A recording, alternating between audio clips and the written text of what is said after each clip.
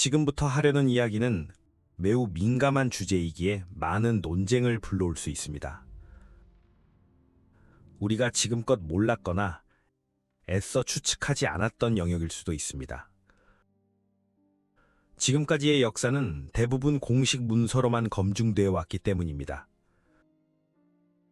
하지만 공식 문서는 사전에 합의되고 겉으로 드러내기로 한 내용만 담볼 뿐입니다. 강대국들 사이에 오간 숨겨진 진위는 어떤 문서에도 남지 않습니다. 그래서 이 다큐멘터리는 공식 문서가 확인해주는 사실 위에 합리적 추론을 더해 이 민감한 논제에 다가가고자 합니다. 1945년 제2차 세계대전이 끝났습니다. 패전국은 독일과 일본이었지만 전후 처리 결과는 전혀 달랐습니다.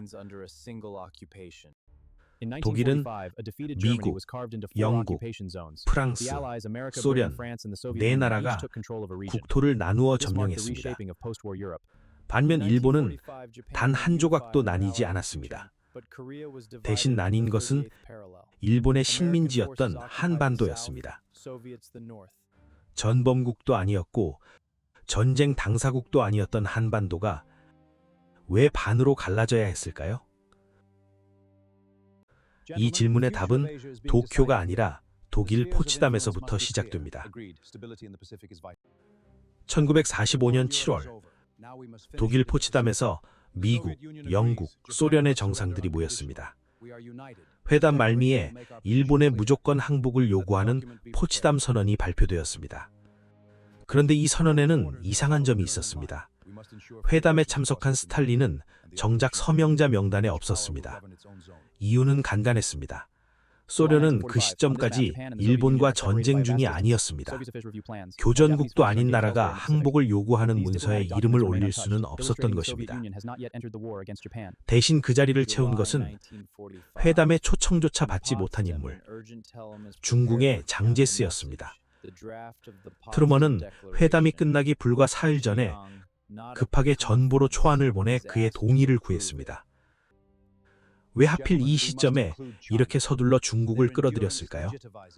미국과 영국, 서구 열강 두 나라만으로는 대일 선언의 명분이 약했기 때문이라는 해석이 가능합니다. 일본과 가장 오래 싸운 나라의 서명이 필요했을 것입니다. 회담장에는 없었지만 서명자가 된 나라, 회담장에는 있었지만 서명하지 못한 나라, 이 어긋남 속에 이미 전후 질서의 그림이 그려지고 있었습니다. 스탈린이 일본 점령에 관심이 없었던 것은 아닙니다. 오히려 정반대였습니다. 포츠담 회담이 열리기 2달 전인 1945년 5월, 스탈린은 이미 미국 특사에게 일본 점령에 소련도 참여하고 싶다는 뜻을 전했습니다. 미국과 점령지 분할에 대한 합의를 원한다는 것이었습니다. 8월, 소련이 마침내 대일 선전포고를 하고 참전하자 요구는 더 구체화되었습니다.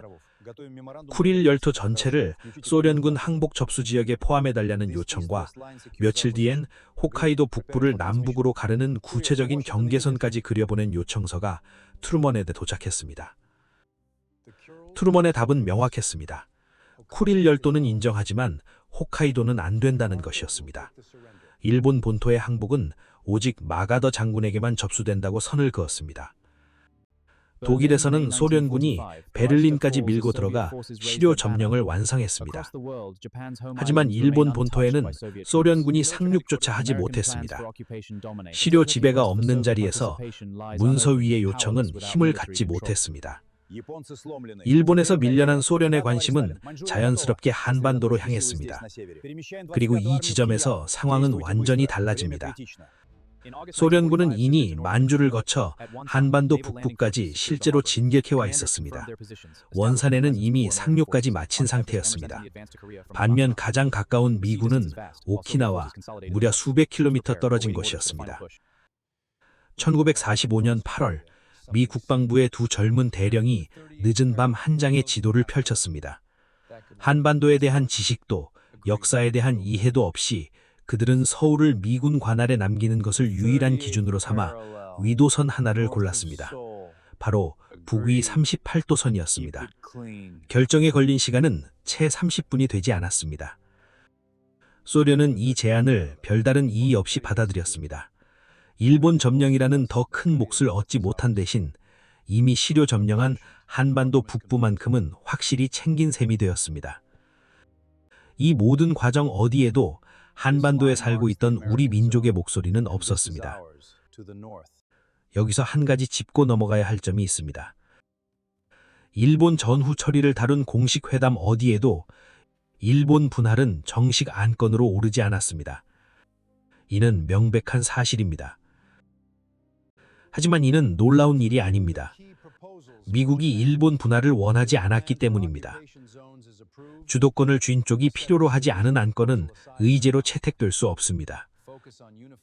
회의록에 남으려면 최소 두 나라 이상이 논의 필요성을 느껴야 하는데 한쪽이 문을 닫으면 논의조차 시작되지 않습니다. 그렇다면 공식 문서에 오르지 않았다는 사실이 소련의 무관심을 증명한다는 것일까요? 그렇게 보기는 어렵습니다. 소련은 1945년 5월부터 8월까지 최소 3차례에 걸쳐 일본 점령에 참여 의사를 미국에 전달했습니다. 단지 정식 의제가 되지 못한 채 개별 서신과 전보 속에서 거절당했을 뿐입니다. 결국 공식 문서의 침묵은 소련의 무관심을 증명한다기보다 미국의 거부권이 작동했다는 쪽에 가깝습니다. 원하는 쪽이 요청했고 힘을 가진 쪽이 그 요청을 의제에 올리는 것조차 허락하지 않았습니다. 기록되지 않은 것이 반드시 일어나지 않은 일을 뜻하는 것은 아닙니다. 때로는 기록될 기회 자체를 얻지 못한 일일 수도 있습니다. 정리하면 이렇습니다. 미국은 일본이라는 핵심 전리품을 단 한순간도 나눌 생각이 없었습니다. 산업 기반, 태평양의 전략적 요충지, 이 모든 것을 홀로 차지하겠다는 원칙은 포츠담 선언 초안 단계부터 회담이 끝날 때까지 한 번도 흔들리지 않았습니다. 문제는 소련이었습니다. 이미 미군적으로 한반도까지 진출한 소련을 완전히 빈손으로 돌려보낼 수는 없었을 것입니다. 그 타협의 결과가 한반도 분할이었다고 볼 수 있습니다. 이 인과관계를 명시적으로 적어놓은 외교 문서는 존재하지 않습니다. 강대국 사이의 이런 계산은 원래 문서로 잘 남지 않는 법입니다. 다만 반복적으로 확인되는 사실들, 소련의 거듭된 요청, 미국의 거듭된 거절, 소련군의 실제 진격 경로, 그리고 30분 만에 그어진 최종 결과는 하나의 방향을 가리키고 있습니다. 전범국은 나뉘지 않았고 식민지였던 나라가 대신 나뉘었습니다. 그 분단의 시작에는 정의나 원칙보다 강대국의 강철 같은 이익 계산이 더 크게 작용했을 것입니다. 그리고 그 계산이 그어놓은 선은 80년이 지난 지금도 지워지지 않았습니다. 둘로 나뉜 이 세상, 누구의 책임이 더 클까요? 역사는 이미 알고 있습니다.